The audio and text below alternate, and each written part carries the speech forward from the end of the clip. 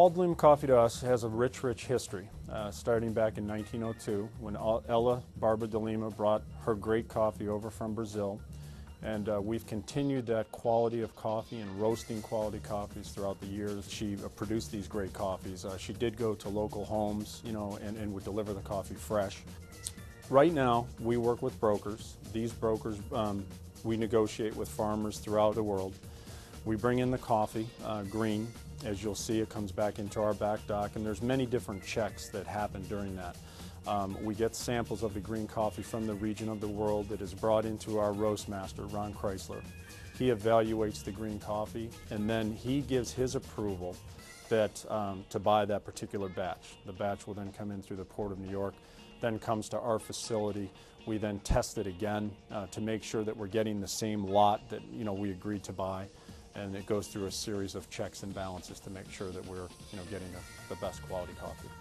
Every batch of coffee that we produce out back gets cupped and tested before it's released from the building. So we know what each blend should taste like. Cupping is when we bring in a sample. They'll send us about a pound of coffee. We have a cupping room with a small roaster, and we will roast up. Generally I will do it, or there's 3 other people that work with me on that. We'll roast up a small batch, which would be about a half a pound of coffee. And then we grind it, we put it in a small cup, and put boiling water, and we'll let it steep for about 5 or 6 minutes, and then we will just take a spoonful of that coffee and suck it into our mouth to get a taste profile of it. And when we're done, after you taste it, then you spit it back out. We're generally doing multiple cups at a time. For a green coffee, we will do at least 4 cups, so we're looking for a consistency in the product.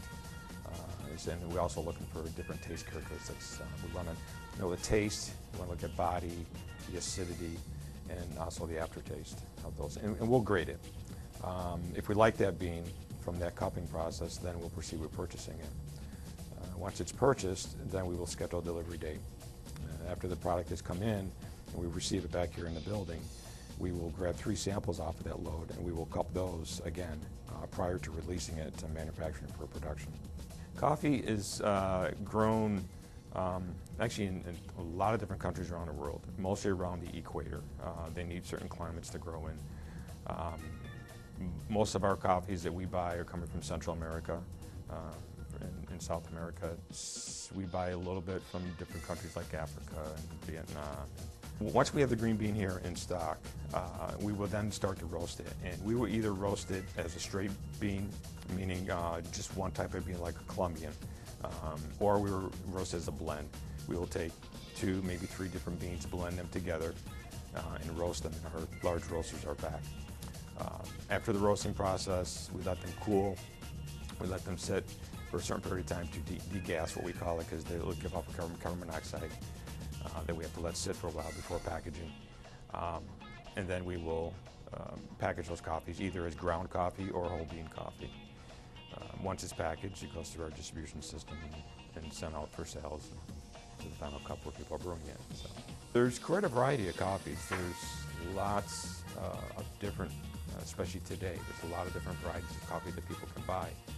It probably depends on where they're getting their coffee from. If they're buying it from coffee shops or restaurants, they're usually getting coffees that are going to be Arabica coffees, gourmet coffees.